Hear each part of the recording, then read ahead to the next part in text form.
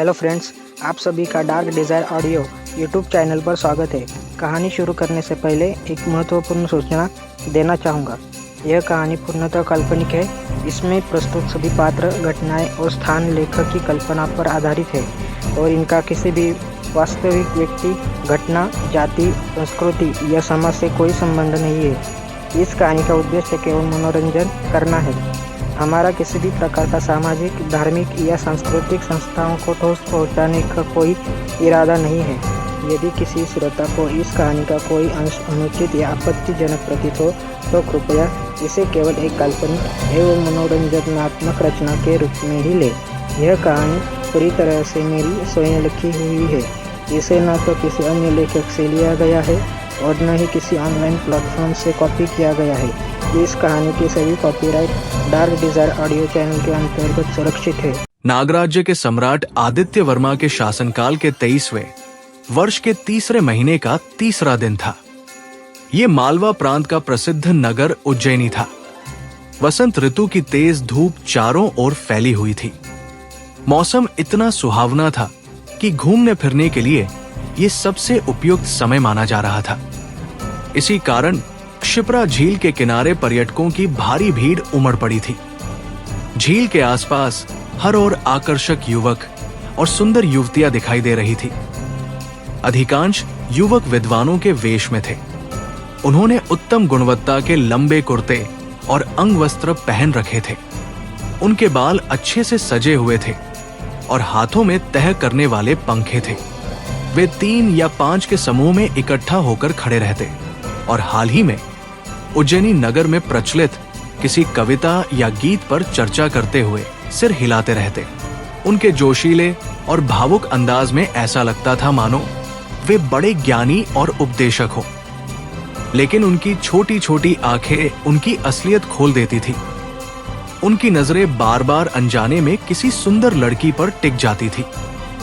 ये सब देखकर आर्यन शर्मा हल्के से मुस्कुराया और मन ही मन बोला, वसंत आ गया है और साल का वो समय फिर से आ गया है जब जानवर बेचैन हो जाते हैं।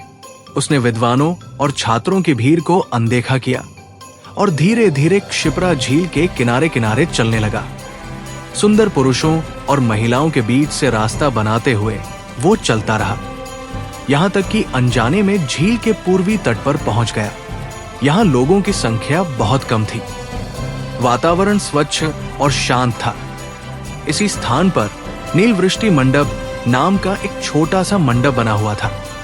उस समय मंडप में कोई नहीं था, इसलिए ये आराम करने के लिए बिल्कुल उपयुक्त जगह लग रही थी। आर्यन मंडप में बैठ गया। सामने फैली झील और उसके शांत पानी को देखते हुए उसने धीरे से आह भरी और बुदबुदाया, लगता है अब मैं कभी वापस नहीं जा सकता। फिर उसके मन में उस शरीर के असली मालिक की पृष्ठभूमि घूमने लगी। इस शरीर का मूल नाम भी आर्यन शर्मा ही था। वो उज्जैनी नगर की प्रसिद्ध विद्या संस्था सरस्वती अकादमी के प्रधानाचार्य पंडित वेद प्रकाश शर्मा का सबसे बड़ा बेटा था। उज्जैनी में शर्मा परिवार को बहुत अधिक धनी या शक्तिशाली नहीं माना जाता था, लेकिन वे एक प्रतिष्ठित विद्वान परिवार थे। ऐसे विद्वान परिवारों में स्वाभाविक रूप से बहुत अधिक नियम होते हैं। परिवार के बच्चों से उम्मीद की जाती थी कि वे सबसे पहले ज्ञान और विद्या में निपुण बने। दुर्भाग्यवश इस शरीर के मूल मालिक में पढ़ाई के लिए बिल्कुल भी प्रतिभा नहीं थी। उसने 3 साल की उम्र में औपचारिक शिक्षा शुरू की थी, लेकिन 11 साल की उम्र तक भी वो 3 अक्षरों वाली संस्कृत की क्लासिक कविता तक याद नहीं कर पाया।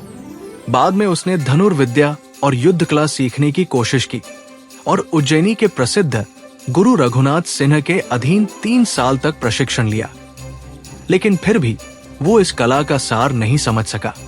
आखिरकार उसने पढ़ाई और युद्ध कला दोनों को छोड़ दिया और व्यापार में उतर गया। ये उसके पिता के लिए सबसे बड़ी निराशा थी।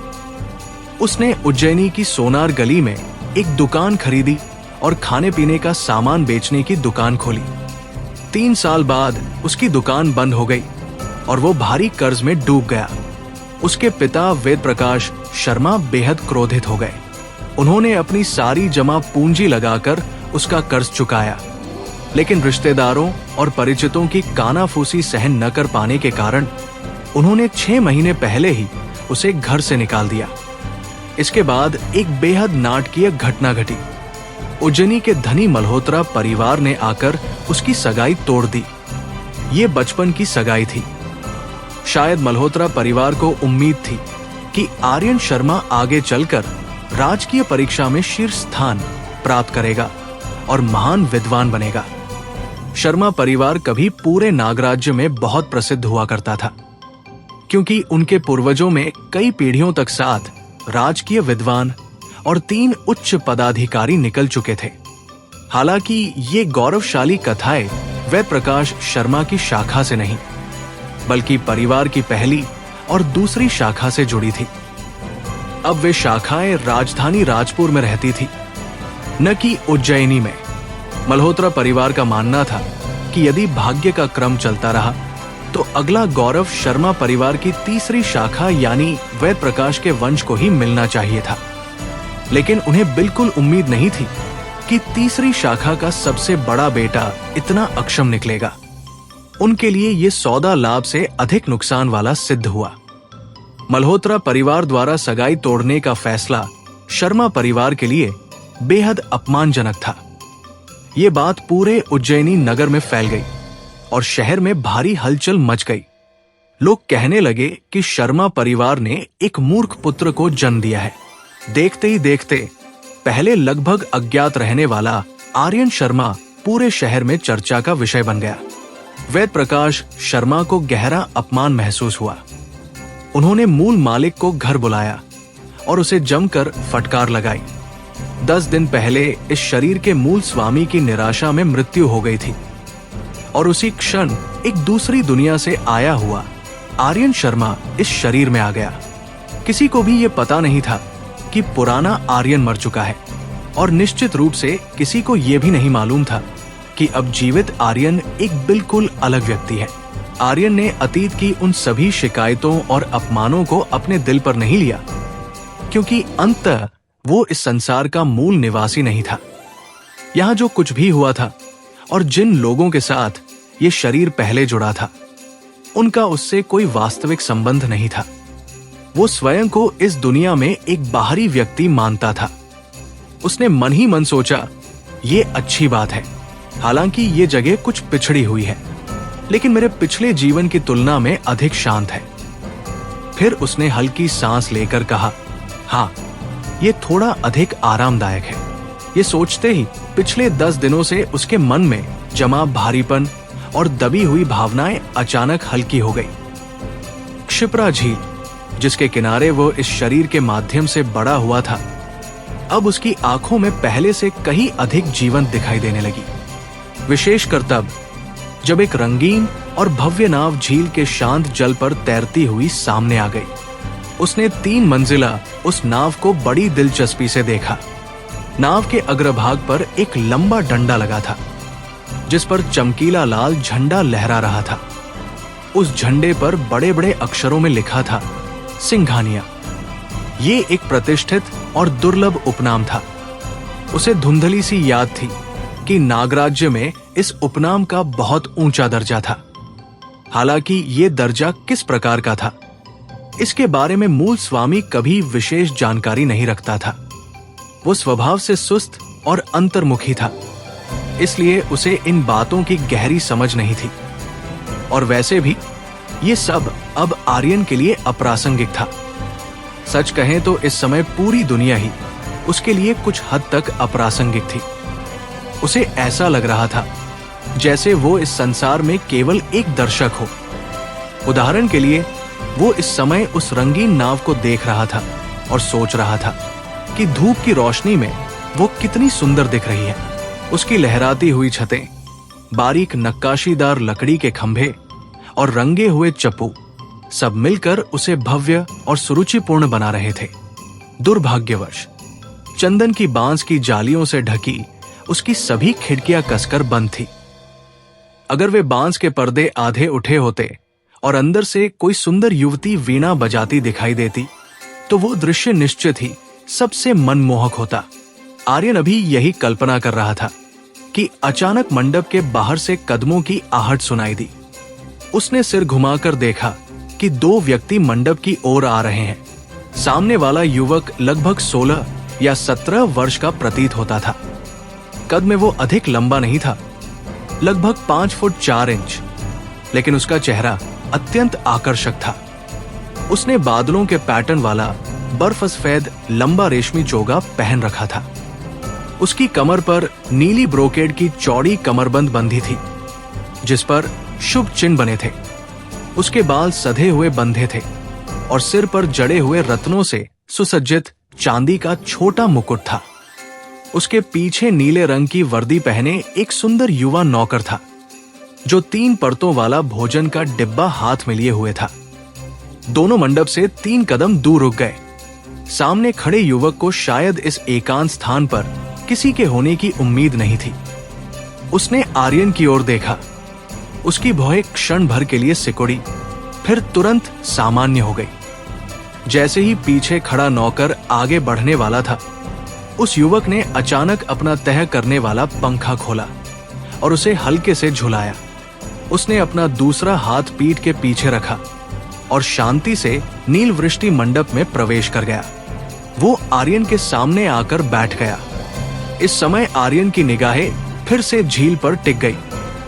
आखिर किसी अजनबी को बहुत देर तक घूरना असभ्यता होती है, और विशेषकर तब जब वो अजनबी इतना सुंदर हो। उस युवक के होंठ लाल और दांत मोतियों जैसे सफेद थे। उसकी त्वचा इतनी कोमल और उजली थी मानो हल्के स्पर्श से भी आहत हो जाए। उसकी भौहें विलो वृक्ष की पत्तियों जैसी पतली और सुंदर थी। आंखें चमकदार और जीवंत थी और उसकी देह से हल्की सी केवड़े जैसी सुगंध आ रही थी। एक क्षण के लिए तो आर्यन को सचमुच लगा कि कहीं ये कोई युवती तो नहीं जिसने पुरुष का वेश धारण किया हो। इसी विचार से उसने युवक पर एक बार फिर नजर डाली और फिर उसकी दृष्टि स्वाभाविक रूप से उसकी छाती पर गई। उसने मन ही मन सोचा, नहीं, ये निश्चित ही एक पुरुष है। वो युवक भी अब आर्यन को ध्यान से देख रहा था। आर्यन कद में थोड़ा लंबा और मजबूत था। उसके कपड़े बेहद साधारण थे। एक साधारण नीले रंग का सूती कुर्ता, जिस पर 2 जगह पैबंद लगे थे। युवक की निगाह अब उसके चेहरे पर टिक गई। उसने देखा कि आर्यन का चेहरा सुस्पष्ट था, नाक सीधी और भौहें घनी तथा तलवार जैसी तीक्ष्ण थी, जिससे वो स्वाभाविक रूप से ऊर्जावान प्रतीत होता था। झील के आसपास वैसे भी बहुत से उत्साही युवा मौजूद थे। कुछ ही क्षणों में उस आकर्षक युवक की आर्यन में विशेष रुचि कम हो गई और उसने अपना ध्यान फिर से क्षिप्रा झील की ओर कर लिया। झील पर तैरती रंगीन नाव ने अचानक अपना अग्रभाग मोड़ा और दिशा बदलते हुए झील के पूर्वी किनारे स्थित घाट की ओर बढ़ने लगी। कुछ ही क्षण बाद आर्यन शर्मा की दृष्टि फिर उस रंगीन नाव की ओर गई। उसने देखा कि नाव के अगले हिस्से से 2 विशाल झंडे लटक रहे थे। दाहिनी ओर वाले झंडे पर बड़े बड़े अक्षरों में लिखा था, आंखों में धूल होने पर दुनिया संकीर्ण प्रतीत होती है, जबकि बाईं ओर वाला झंडा बिल्कुल खाली था। स्पष्ट था कि ये एक दोहा था। पहली पंक्ति कुछ कंजूसी भरी और अधूरी सी लग रही थी, मानो उसमें किसी प्रकार की असंतुष्टि छिपी हो। लेकिन दूसरी पंक्ति क्यों नहीं लिखी गई थी, ये आर्यन को समझ नहीं आ रहा था। उसने कुछ देर तक मन ही मन सोचा, फिर हल्की मुस्कान के साथ बड़े सहज भाव से बोला, आंखों में धूल होने पर दुनिया छोटी लगती है, मन में कुछ न हो तो बिस्तर भी विशाल लगता है। उसने ये दूसरी पंक्ति बिना किसी विशेष प्रयास के कह दी थी। वास्तव में ये उसकी वर्तमान मानसिक स्थिति को ही दर्शा रही थी, लेकिन उसकी ये सहज पंक्ति सामने बैठे उस सुंदर युवक को पूरी तरह चौंका गई। ये सज्जन युवक अनायास ही बोल उठा। उसकी आवाज सुनकर आर्यन मुड़ा। एक बार फिर वो उस सुंदर चेहरे को देखकर क्षण भर के लिए अचंभित रह गया और उसकी निगाहें अनजाने में फिर से उस युवक की छाती पर टिक गई। आर्यन की दृष्टि का भार महसूस करते ही उस युवक का चेहरा अचानक लाल हो गया। उसने आर्यन को घूर कर देखा। तभी आर्यन ने मुस्कुराते हुए क्षमा मांगी और कहा, अरे मुझे खेद है, आपकी सुंदरता वाकई दुर्लभ है। मैं कुछ ज्यादा ही अनुमान लगा बैठा। उस सुंदर युवक को यह बिल्कुल उम्मीद नहीं थी कि आर्यन पहले माफी मांगेगा। उसकी निगाहें कुछ देर तक आर्यन के चेहरे पर घूमती रही। उसने देखा कि आर्यन की भौहें शांत थी, आंखें स्पष्ट और सीधी थी और उनमें किसी प्रकार का अनादर नहीं था।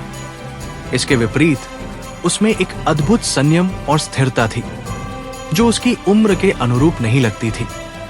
अपनी शर्मिंदगी छिपाने के लिए युवक ने अपना तह करने वाला पंखा हिलाया, फिर उत्सुकता से पूछा, भाई तुम्हारी दूसरी पंक्ति बहुत बढ़िया है, क्या ये अभी अभी तुम्हारे दिमाग में आई?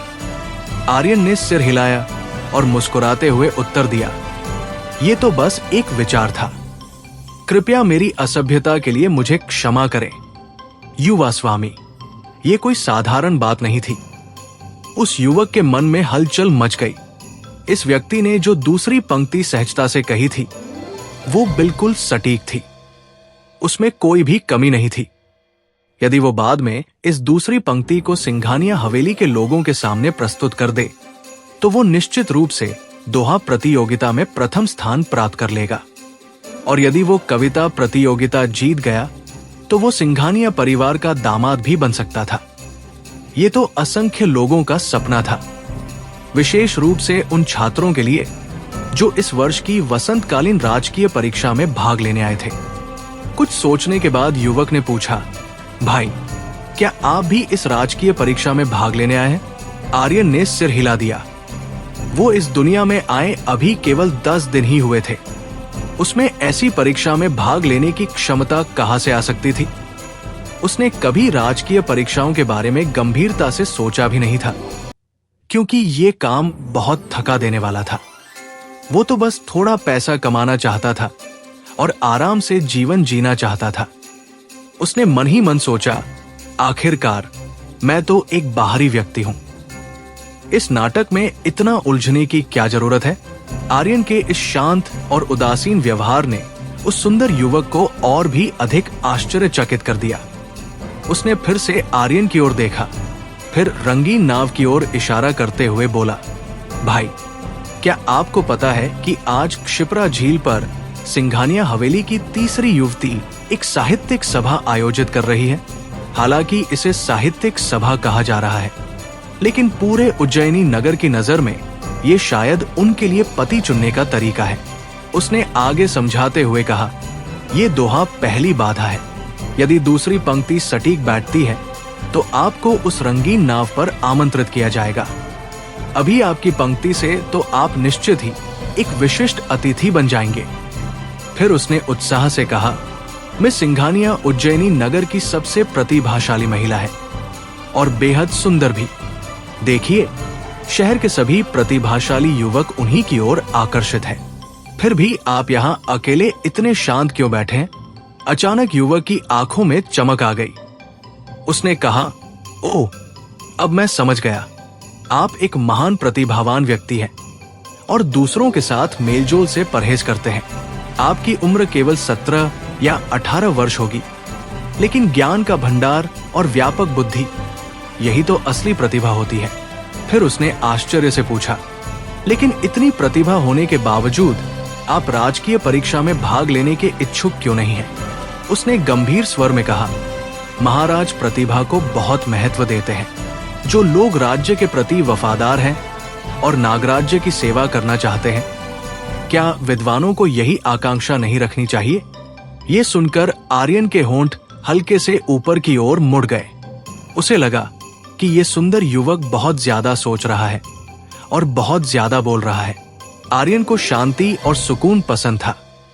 अब उस क्षेत्र में धीरे धीरे लोगों की भीड़ बढ़ती जा रही थी, इसलिए उसने वहां से चले जाने का निर्णय कर लिया।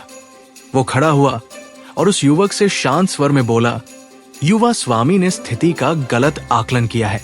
आर्यन मंडप से बाहर निकला और शांत स्वर में बोला, जीवन हवा में लहराती विलों की शाखाओं के समान है। सुख भी क्षण भंगुर है, दुख भी क्षण भंगुर है। सब कुछ नदी में बहते जल पौधों की तरह बिखर जाता है। ये कहते हुए वो आगे बढ़ गया। फिर उसने पीछे देखे बिना कहा, मैं तो बस एक जंगली घास हूं जिसे वसंत की कृपा पाने की कोई इच्छा नहीं। उसे जाते देख वो सुंदर युवक चकित रह गया। उसकी आंखों में चमक आ गई। उसने पुकारा, क्या मैं आपका नाम जान सकता हूं? महोदय, आर्यन ने बिना मुड़े हाथ हिलाया और कहा, मिलने से पहले नाम जानने की क्या जरूरत?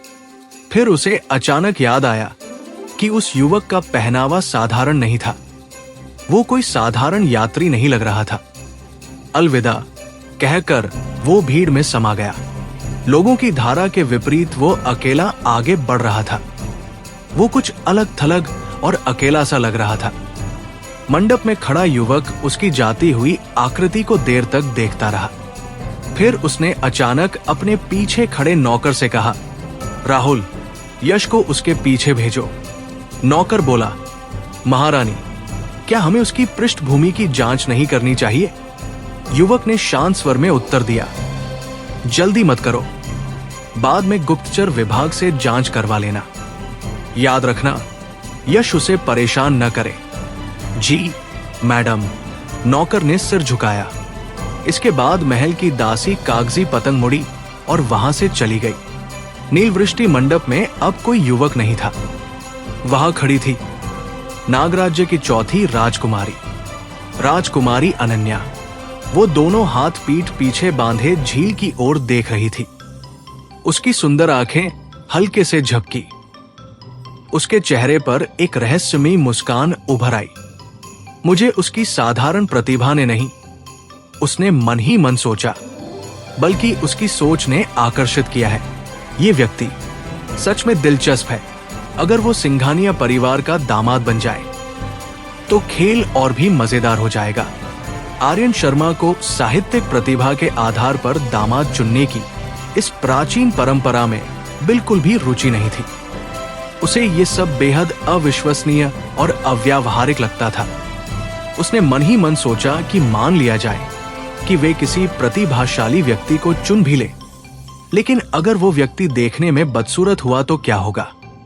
अभी अभी उस सुंदर युवक ने कहा था कि सिंघानिया हवेली की तीसरी युवती फूल जैसी सुंदर है।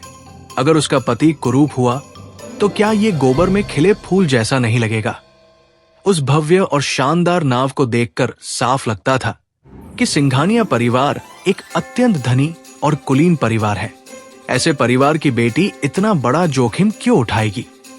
क्या ये अधिक समझदारी नहीं होगी कि राजकीय परीक्षा समाप्त होने के बाद सफल उम्मीदवारों की सूची में से किसी योग्य और प्रतिष्ठित युवक को चुन लिया जाए? इसके अलावा किसी शक्तिशाली और संपन्न परिवार से वैवाहिक संबंध बनाना भी एक राजनीतिक और सामाजिक गठबंधन का साधन हो सकता है, जो केवल साहित्यिक प्रतिभा के आधार पर दामाद चुनने की तुलना में कहीं अधिक विश्वसनीय होता है। हालांकि आर्यन ने इन बातों पर ज्यादा देर तक विचार नहीं किया, क्योंकि इन सबका उससे कोई लेना देना नहीं था। उसका हृदय इस समय किसी प्राचीन कुएं की तरह शांत था। अपने पिछले जीवन में वो पहले ही 35 वर्ष का हो चुका था और प्रेम में गहरे घाव खा चुका था। उसने जीवन में बहुत धन कमाया था, लेकिन फिर भी अविवाहित ही रहा। धीरे धीरे वो एक चमकदार हीरे की तरह कुंवारा बन गया था। अब पीछे मुड़कर सोचता था तो उसे समझ नहीं आता था कि उस समय उसका जीवन उस पुरानी प्रेमिका से बदला लेने की भावना से चल रहा था, या अपने दिल के अकेलेपन और खालीपन को भरने की कोशिश से, या फिर दोनों से। शायद दोनों ही कारण थे। संक्षेप में कहें तो अपने पिछले जीवन में उसने बहुत समय रंगीन जीवन में बिताया था। वो देश भर में घूमता रहा, अक्सर पूरी पूरी रात बाहर रहता और उसके आसपास के रिश्ते और चेहरे लगातार बदलते रहते थे। उसने जीवन में बहुत से फूल देखे थे, उनमें से कुछ तो विदेशों तक के थे। हाँ, बिल्कुल उसी सुंदर युवक की तरह जिससे वो थोड़ी देर पहले मिला था। अब जब वो शांत होकर इन सब बातों पर विचार करता था तो उसे एहसास होता था कि वो सब कितना बेतुका और व्यर्थ था। साल यूं ही बीत गए थे और जो लड़कियां सच में उससे प्रेम करती थी, उनके दिल भी धीरे धीरे ठंडे पड़ गए थे। वो सोचने लगा कि उस दुनिया में उसका जो रूप था वो तो अब मर चुका होगा, तो फिर उसके अंतिम संस्कार में किसका दिल टूटेगा? शायद किसी का भी नहीं। ये सोचकर आर्यन के चेहरे पर एक व्यंग्यात्मक मुस्कान आ गई। उसने हल्के से सिर हिलाया और अतीत को अपने पीछे छोड़ दिया। भीड़ से निकलकर वो क्षिप्रा झील के दक्षिणी किनारे पर पहुंच गया। उसने मुड़कर देखा तो पाया कि झील का पूर्वी किनारा लोगों से पूरी तरह भरा हुआ था। ऐसा लग रहा था कि सिंघानिया परिवार की तीसरी युवती में सचमुच अपार आकर्षण था।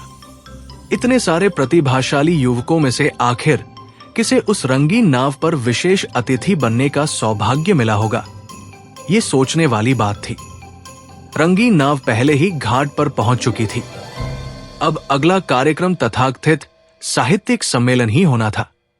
आर्यन ने पीठ फेर ली और फिर कभी पीछे मुड़कर नहीं देखा।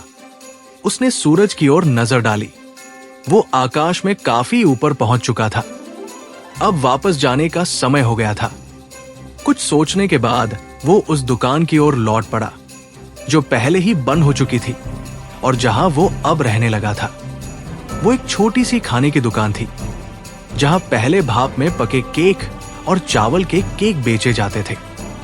चूंकि उसके पास रहने के लिए कोई और जगह नहीं थी, इसलिए उसने उसी दुकान को दोबारा खोलने का फैसला किया। उसे बड़े बड़े व्यंजन बनाना नहीं आता था, लेकिन वो भाप में बने केक और चावल के केक बनाने में काफी माहिर था। हालांकि उसका कारोबार पहले ही एक बार असफल हो चुका था, इसलिए दोबारा शुरू करना आसान नहीं था। फिर भी उसने सोचा कि क्यों न एक छोटा सा भोजनालय खोल लिया जाए। उसे शराब बनाने के बारे में भी काफी जानकारी थी। वो पहले एक बार वाइनरी में काम कर चुका था, क्योंकि उसे वहां जाना बहुत पसंद था। उसकी जेब में अब भी 2 तायल चांदी बची हुई थी, जो कुछ दिन पहले उसकी मां ने उसकी बहन के माध्यम से उसे दी थी। शुरुआत में उसके पास 4 तायल थे, लेकिन पिछले 10 दिनों में उसने 2 तायल खर्च कर दिए थे। इसी पैसों की वजह से वो अब तक जीवित रह पाया था। इसलिए उसके मन में अपनी मां के प्रति गहरा सम्मान और कृतज्ञता था। उसकी मां एक दयालु, सौम्य, मितव्ययी और मेहनती महिला थी। उनका स्वभाव कुछ हद तक संकोची था, लेकिन उनका दिल बहुत साफ था। इसी कारण ली परिवार की बहू होने के बावजूद उन्हें उपपत्नी द्वारा अक्सर प्रताड़ित किया जाता था। वेद प्रकाश शर्मा शायद उन्हें पसंद नहीं करता था, क्योंकि वे उम्र में बड़ी हो चुकी थी और सुंदर नहीं थी, या शायद इसलिए कि उनका बेटा निकम्मा निकला था। जो भी कारण रहा हो, मूल आर्यन की स्मृति में उसके पिता का अपनी मां के प्रति व्यवहार कभी अच्छा नहीं रहा था। हालांकि उपपत्नी का बेटा शर्मा परिवार की वंश परंपरा का उत्तराधिकारी बन चुका था। इस वर्ष वो 14 वर्ष का हो गया था। पिछले ही वर्ष 12 साल की उम्र में उसने राजकीय परीक्षा उत्तीर्ण कर ली थी और अब वो वेद प्रकाश शर्मा की सबसे बड़ी उम्मीद बन चुका था। इस युग में जहां एक मां की प्रतिष्ठा उसके बेटे की सफलता पर निर्भर करती थी, ऐसी मां जिसका परिवार में कोई विशेष सहारा न हो, उसका जीवन धीरे धीरे और कठिन होता चला जाता था। आर्यन ये बात भली भांति समझता था। उसने मन ही मन सोचा कि अगर उसकी मां कठिन दौर से गुजर रही है, तो उसकी बहन का जीवन भी आसान नहीं होगा। इसलिए सबसे अच्छा उपाय यही था कि वो अपनी दुकान को अच्छे से चलाए, अधिक से अधिक पैसा कमाए और फिर अपनी मां और बहन को अपने पास बुला ले। इसी विचार के साथ आर्यन क्षिप्रा झील से निकलकर चंद्रपुल गली की ओर चल पड़ा। चंद्रपुल गली से आगे बढ़कर और कमल चौक के पास मुड़ने के बाद वो मोती बाजार गली में पहुंचता था, जहां वो इस समय रहता था। ये रास्ता बहुत दूर नहीं था। आराम से चलते हुए लगभग आधा घंटा लग जाता था। उसे इस बात का बिल्कुल भी अंदाजा नहीं था कि थोड़ी दूरी पर एक तलवारधारी युवती उसके पीछे पीछे चल रही थी। वो युवती यशिका थी, जो राजकुमारी अनन्या के अधीन 4 शीर्ष अंगरक्षकों में से एक थी। यशिका दूर से आर्यन की चलती हुई आकृति को देख रही थी। उसकी भौहों के बीच हल्का सा संदेह उभर आया। शुरुआत में आर्यन की पीठ थोड़ी झुकी हुई थी, लेकिन जैसे जैसे वो आगे बढ़ा उसकी चाल बदलने लगी। उसकी पीठ धीरे धीरे सीधी होती गई और अंत में पूरी तरह तंग गई। हालांकि उसकी गति अभी भी धीमी थी, लेकिन उसमें एक दृढ़ता आ गई थी, जैसे कोई चलता हुआ भाला हो। ऐसा प्रतीत हो रहा था मानो वो अचानक बदल गया हो। यशिका को यह समझ नहीं आया कि उसमें ऐसा कौन सा परिवर्तन आ गया है। कुछ देर सोचने के बाद उसने इस विषय पर विचार करना छोड़ दिया, क्योंकि उसका मुख्य काम उसे परेशान किए बिना उसका पीछा करना था। फिर भी उसे ये सब कुछ थोड़ा अजीब लग रहा था। नागराज्य की सर्वोच्च खुफिया संस्था गुप्तचर विभाग की प्रमुख राजकुमारी अनन्या आखिर किसी अनजान युवक में इतनी रुचि क्यों ले रही थी, ये उसकी समझ से बाहर था। उधर नीलवृष्टि मंडप के आसपास सुरक्षा व्यवस्था कड़ी कर दी गई थी। राजकुमारी के अंगरक्षकों ने मंडप के बाहर कई दर्जन फीट तक का इलाका घेर लिया था। सिंघानिया परिवार की तीसरी युवती रिया सिंघानिया पहले ही रंगीन नाव से उतरकर सुरक्षा घेरे में मंडप तक पहुंच चुकी थी। वहीं दूसरी ओर आनंद नाव पर माहौल बेहद जीवंत हो चुका था, क्योंकि वहां प्रवेश पाने के लिए प्रतिभागियों को दोहे की दूसरी पंक्ति प्रस्तुत करनी थी। नाव के डेक पर 3 मेजें लगाई गई थी।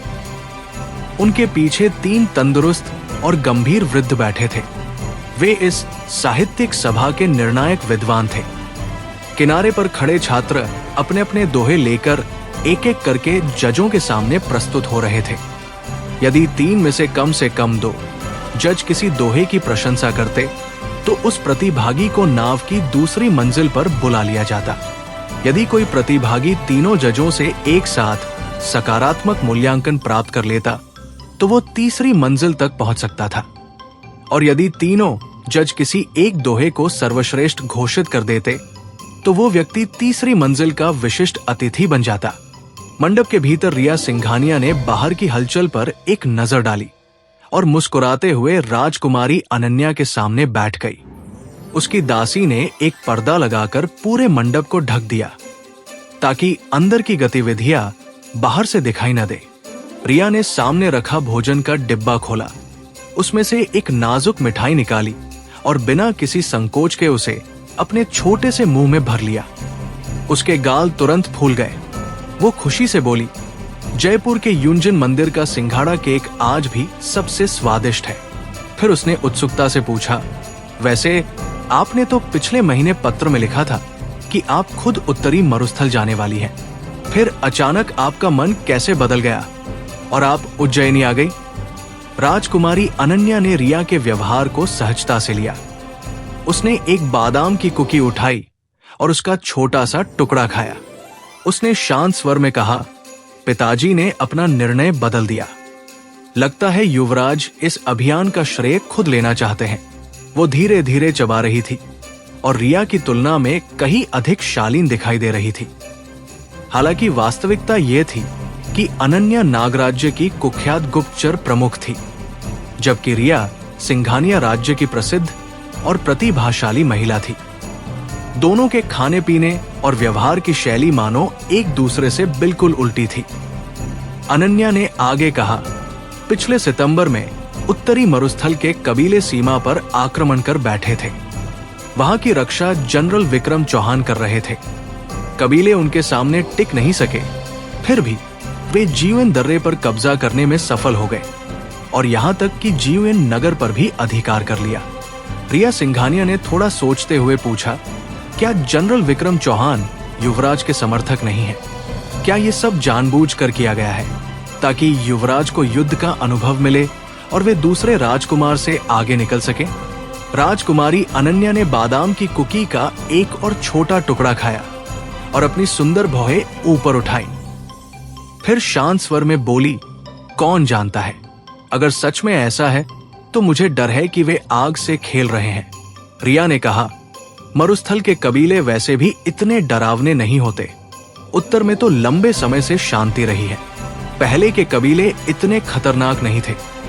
अनन्या ने सिर हिलाया, पहले नहीं थे, लेकिन अब हालात बदल चुके हैं। रिया ने उत्सुक होकर पूछा, कैसे? अनन्या ने मुंह में रखी कुकी निगल ली और गंभीर स्वर में बोली, वाइल्डलैंड कबीले के वर्तमान नेता का नाम युवराज फतेह खान है। ये आदमी 5 साल पहले शोरन जनजाति का मुखिया बना था। 3 साल के भीतर उसने पूरे उत्तरी मरुस्थल को एकजुट कर लिया और शोरानी मैदान में इतिहास का पहला स्थायी शहर बसाया। उस शहर को महान वन्य नगर कहा जाता है। उसने पूर्वी मरुस्थल की 16 छोटी बड़ी जनजातियों को जीत लिया और 27 कबीलों को एक राज्य में संगठित कर दिया। असल में वो पहले ही एक शक्तिशाली देश बना चुका है, लेकिन दरबार में बैठे लोग उसकी भविष्य की महत्वाकांक्षाओं को अभी तक नहीं समझ पाए हैं। ये सुनकर रिया चौंक गई। क्या वो इतना शक्तिशाली हो चुका है? अनन्या के होठों पर हल्की मुस्कान आई। शायद लोगों की सोच से भी ज्यादा शक्तिशाली। रिया ने आश्चर्य से पूछा, महारानी, आपका क्या मतलब है? अनन्या ने शांत स्वर में कहा, पिताजी शायद ये भी देखना चाहते हैं कि युवराज वास्तव में क्या कर सकते हैं। वो बहुत सोच समझकर बोल रही थी। दरअसल उसने पहले ही अपने पिता को इस विषय में चेतावनी दी थी, लेकिन स्पष्ट था कि सम्राट ने उसकी बात को गंभीरता से नहीं लिया था, या शायद सम्राट के मन में कोई और ही योजना थी। कौन जानता था? कुछ क्षण चुप रहने के बाद अनन्या ने विषय बदलते हुए कहा, वैसे मैं आपसे इन बातों पर चर्चा करने नहीं आई थी। मैं तो ये पूछना चाहती थी कि आपने दामाद का चयन साहित्यिक प्रतिभा के आधार पर करने जैसी अजीब परंपरा क्यों अपनाई? रिया ने अपने होंठ सिकोड़े। उसने खाने के डिब्बे से ओस्मंथस केक का एक टुकड़ा निकाला और बड़ा सा निवाला लिया। फिर बोली, ड्यूक चंद्रदेव अपने बेटे के लिए मुझसे विवाह का प्रस्ताव भेजना चाहते हैं। आप उस लड़के को जानती हैं ना? राजधानी में मैं उसे हमेशा भाई की तरह मानती थी और अब वो मुझसे शादी करना चाहता है। उसने नाराजगी से कहा, मेरे पिता ड्यूक चंद्रदेव के परिवार को नाराज नहीं करना चाहते। ऐसे में मैं क्या कर सकती थी? बहुत सोचने के बाद भी मुझे कोई उपाय नहीं सूझा। आखिरकार व्यापारी परिवार की सुश्री काव्या मेहता ने मुझे ये सुझाव दिया कि ड्यूक के राजधानी से आने से पहले उज्जैनी के प्रतिभाशाली युवकों को इस बारे में बता दिया जाए।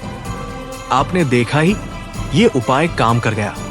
इस समय रिया सिंघानिया में राज्य की प्रसिद्ध प्रतिभाशाली महिला का कोई गंभीर रूप दिखाई नहीं दे रहा था। उसका सुंदर चेहरा गर्व से चमक रहा था। उसके गाल अभी भी फूले हुए थे, जिससे वो किसी शरारती लड़की जैसी लग रही थी। अनन्या को यह अजीब नहीं लगा, क्योंकि वो रिया को अच्छी तरह जानती थी। निजी जीवन में वो हमेशा चंचल और शरारती ही रहती थी, लेकिन जिस बात ने अनन्या को सच में चौंकाया वो थी काव्या मेहता का नाम। उसने पूछा, और ये काव्या मेहता कौन है? रिया ने उत्तर दिया, वो उज्जैनी के प्रसिद्ध अनाज व्यापारी राजेश मेहता की बेटी है। वो बहुत ही प्रतिभाशाली और सुंदर है, लेकिन दुर्भाग्य से उसका भाग्य अच्छा नहीं रहा।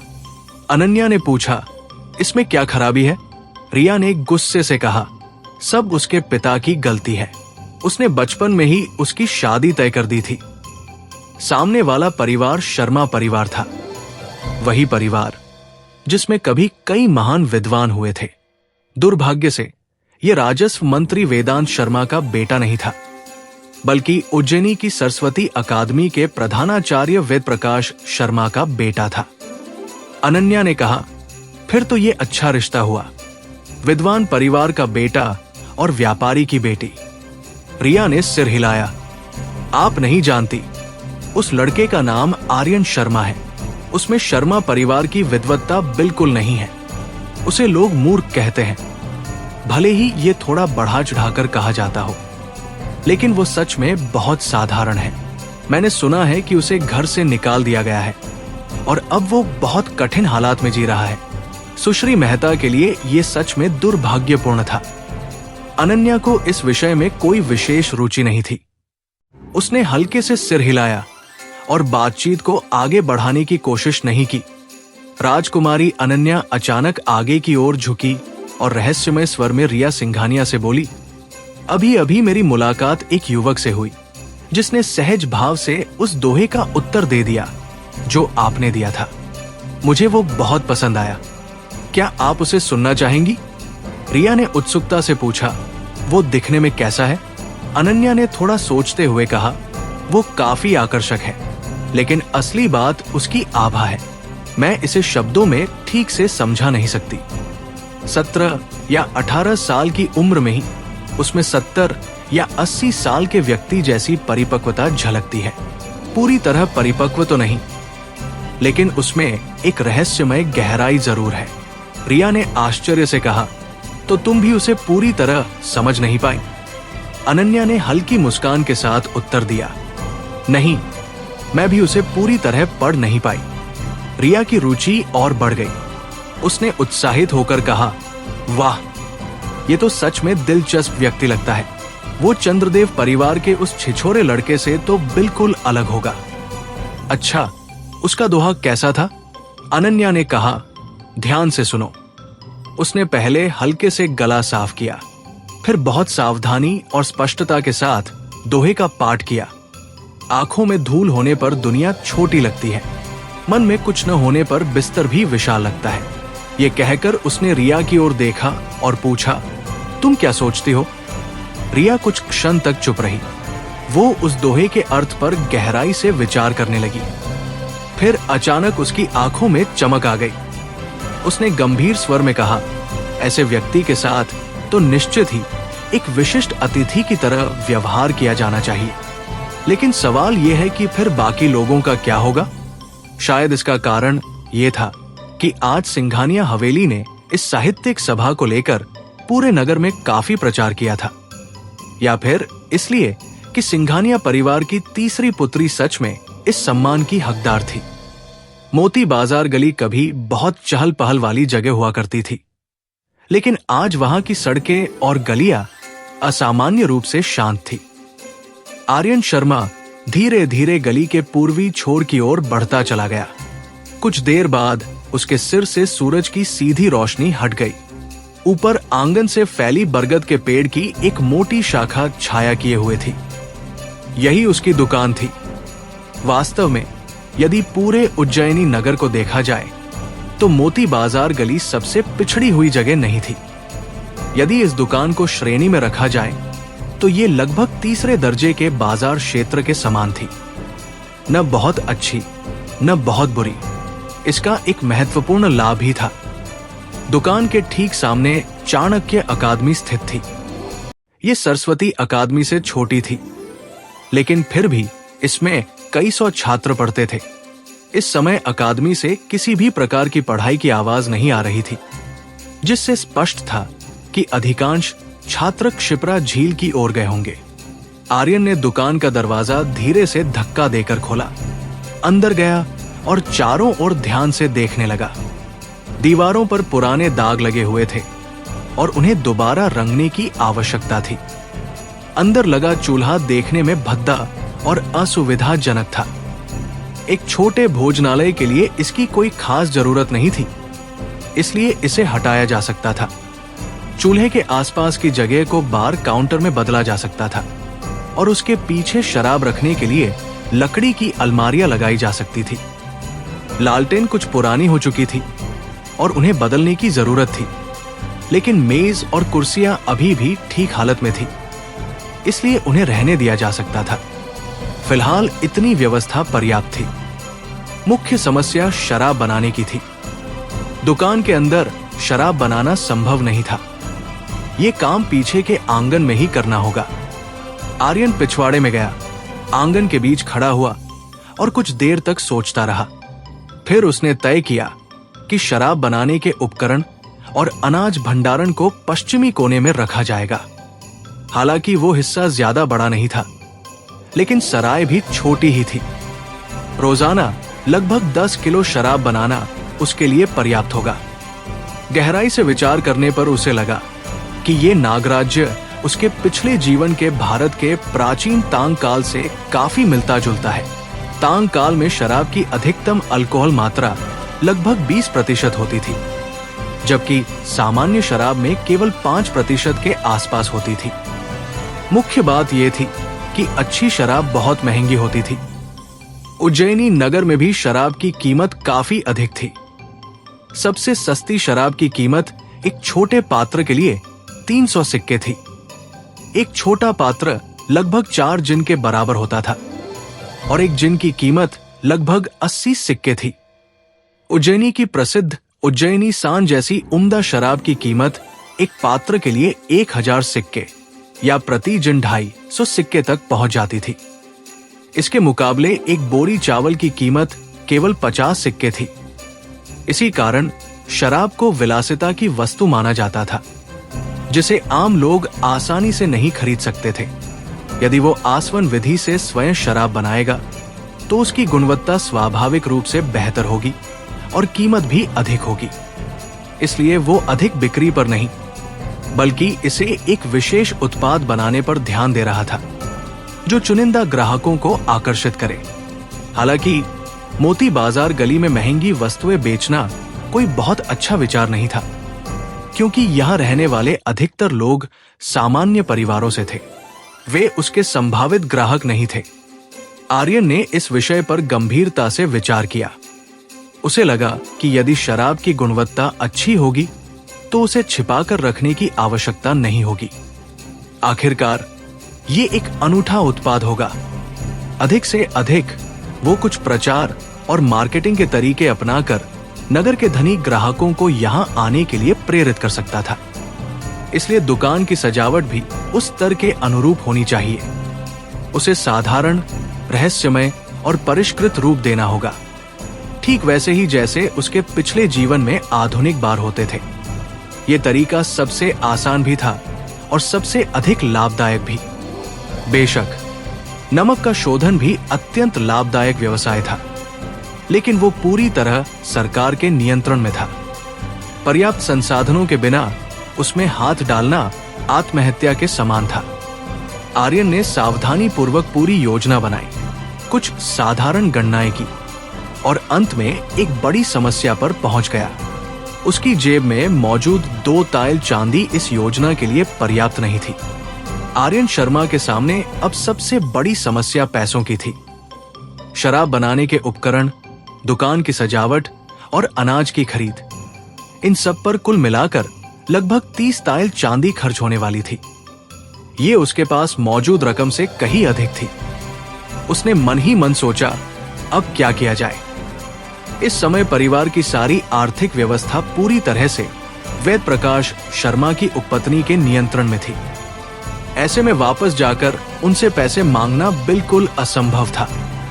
आंगन में पत्थर की मेज के पास बैठकर आर्यन ने ब्रश, स्याही, कागज और स्याही का पत्थर सामने रख लिया। वो धीरे धीरे स्याही पीसते हुए अपनी यादों को खंगालने लगा और पैसे कमाने के दूसरे तरीकों के बारे में सोचने लगा। इसी दौरान छत पर छिपी हुई यशिका उसे चुपचाप देख रही थी। उसके चेहरे पर हल्का सा संदेह झलक रहा था। काफी देर तक गहराई से सोचने के बाद आर्यन ने कलम उठाई और बिना रुके 10 से अधिक पन्नों पर लिखता चला गया। लिखते लिखते उसके चेहरे से चिंता का भाव गायब हो गया और उसकी जगह शांति आ गई। उसने आखिरकार पैसे कमाने के कुछ आसान तरीके सोच लिए थे। आज क्षिप्रा झील पर इतनी बड़ी भीड़ थी कि साहित्यिक सभा का जल्दी समाप्त होना असंभव था। वो अपनी 2 तायल चांदी से चाय और पेस्ट्री खरीदकर झील के किनारे एक छोटा सा स्टॉल लगा सकता था और उन्हें बेच सकता था, या फिर वो उन प्रतिभाशाली युवकों के लिए भोजन तैयार करवाकर घर से मंगवा सकता था। या फिर उसने ये भी सोचा कि शायद सिंघानिया परिवार की तीसरी पुत्री बाद में नाव पर मौजूद प्रतिभाशाली युवकों से कविताएं लिखवाने को कहेगी। उसके दिमाग में बहुत सारे विचार घूमने लगे। उसे लगा कि वह इन विचारों को अच्छी कीमत पर बेच सकता है। ये सबसे आसान तरीका भी था। इसी कारण उसने कागज पर कई कविताएं लिखी। उसे पूरा विश्वास था कि यही कविताएं उसके लिए पहला बड़ा धन कमाने का साधन बनेंगी। उसने कागज को मेज पर सुखाया और फिर सावधानी से उन्हें अपनी जेब में रख लिया। जैसे ही वो उठकर क्षिप्रा झील के किनारे इन कविताओं को बेचने जाने वाला था, तभी किसी के कदमों की आहट सुनाई दी। वो व्यक्ति वही था जिससे वो पहले मिल चुका था। वो नीलवृष्टि मंडप में मिले उस सुंदर युवक का सेवक था। जब राहुल आंगन में दाखिल हुआ तो उसने आसपास की जर्जर हालत देखकर हल्का सा मुंह बनाया। युवा स्वामी, उसने आदर से कहा। राहुल आर्यन से पूरे 1 सिर छोटा था। वो गर्दन उठाकर उसकी ओर देखने लगा। आर्यन ने पूछा, क्या बात है? राहुल ने उत्तर दिया, मेरे गुरुजी आपको बातचीत के लिए क्षिप्रा झील पर आमंत्रित करते हैं। ये सुनकर आर्यन चौंक गया। उसके मन में तुरंत विचार आया कि शायद उस सुंदर युवक को उसका दोहा याद आ गया होगा। शायद वही युवक उस दोहे को लेकर रंगीन नाव पर चढ़ा होगा। क्या अब वो उससे दोबारा कविता लिखवाना चाहता है? आर्यन को लगा कि वो सुंदर युवक अच्छी कविताएं नहीं लिख सकता। आमतौर पर देखा जाए तो रूप और प्रतिभा का आपस में उल्टा संबंध होता है। वो युवक दिखने में इतना निर्दोष और कोमल था कि उसमें गहरी विद्वत्ता होने की संभावना कम ही लगती थी। इसी सोच के साथ आर्यन के मन में एक विचार आया। वो वहीं बैठा रहा, नीली वर्दी पहने उस युवा सेवक की ओर देखा और मुस्कुराते हुए बोला, माफ कीजिए, कृपया अपने छोटे मालिक से कह दीजिए कि मैं अभी व्यस्त हूं। यह सुनकर राहुल एक पल के लिए स्तब्ध रह गया। उसने बिल्कुल नहीं सोचा था कि ये युवक आमंत्रण को ठुकरा देगा। नागराज्य की चौथी राजकुमारी द्वारा बुलाया जाना अनगिनत युवकों का सपना होता था। ये अपने आप में बहुत बड़ा सम्मान था। अगर कोई युवक राजकुमारी की नजरों में आ जाए तो सम्राट के प्रति उनके प्रभाव के कारण उनके एक शब्द से ही उसका भविष्य बदल सकता था। लेकिन इस युवक ने साफ मना कर दिया था। हालांकि राहुल को यह नहीं पता था कि आमंत्रण देने वाली स्वयं राजकुमारी थी। उसने धैर्यपूर्वक समझाया, युवा स्वामी, यहां आपके पास फिलहाल कोई विशेष काम नहीं है। अगर आप क्षिप्रा झील जाए तो इसमें केवल 1 या 2 घंटे का समय लगेगा।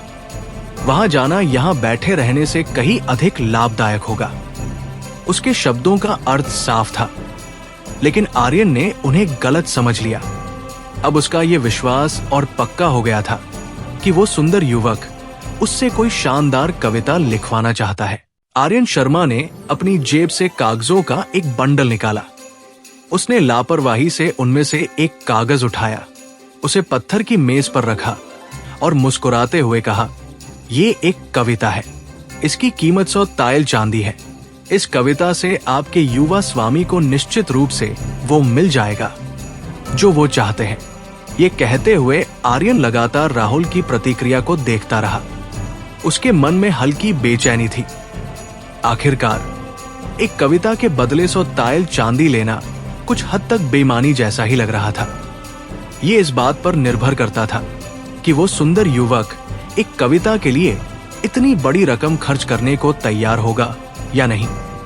युवक के आलीशान पहनावे को देखकर आर्यन को लगा कि 100 तायल चांदी उसके लिए कोई बड़ी रकम नहीं होगी।